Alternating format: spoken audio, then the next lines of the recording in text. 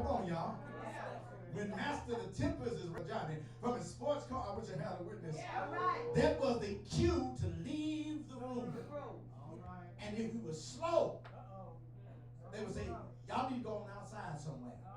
Because this is grown folk. That's right. Help me finish. This is grown folk business. And if it's grown folk business, you a child. A child belongs in a child's place. Well, I stop to tell the church today, we are children of God.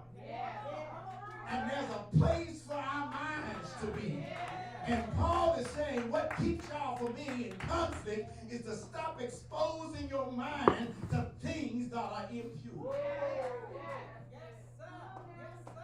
Just because you can don't mean you should. Y'all shout some other Sunday. I'm here to teach. He's saying, think on these things. The pure things.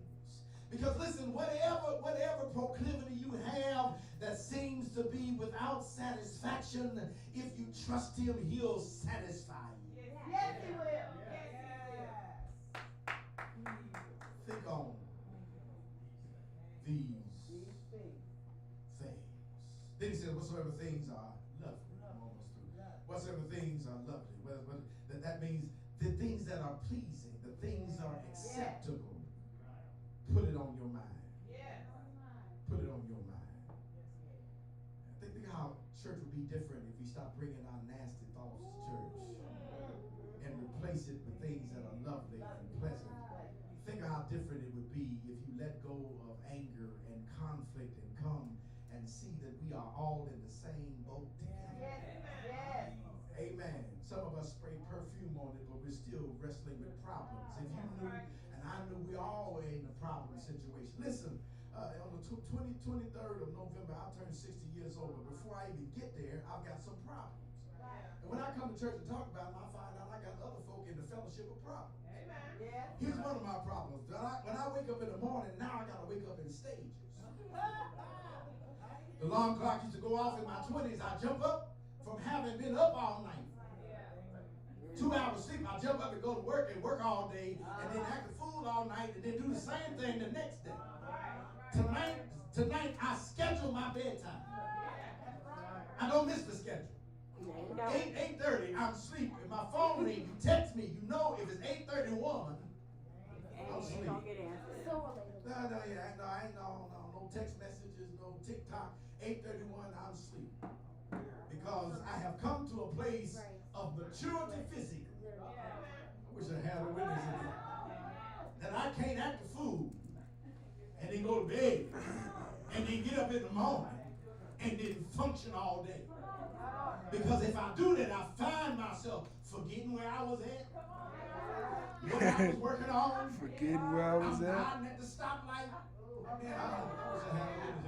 Then I just can't eat anything.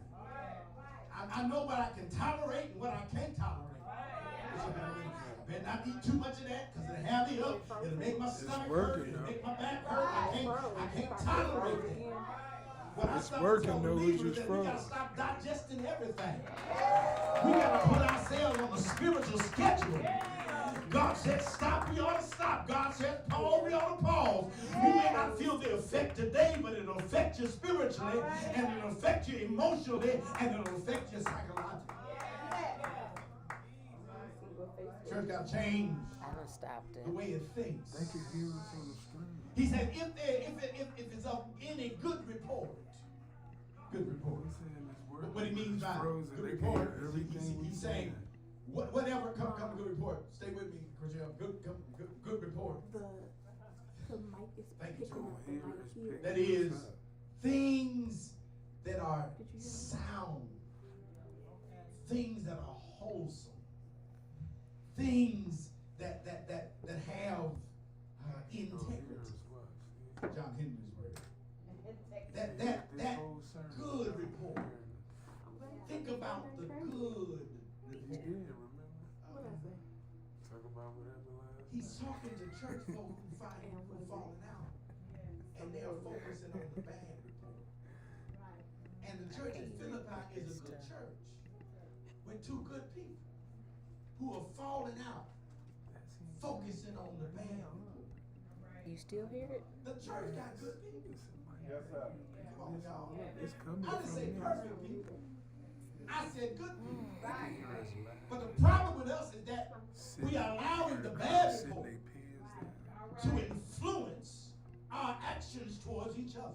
Yeah. About it. Yeah. So you come here acting stank by something that somebody told you. And we know people lie. They exaggerate. They add to. And as far as I'm concerned, child, if it was me. Y'all from quiet, I'm almost through. That's right. He said, if there be any virtue. Come on, virtue. If there be any virtue. He says he's talking about moral goodness. Yes. If there be any praise, that is, if there's anything to celebrate. Come on, y'all. If there's any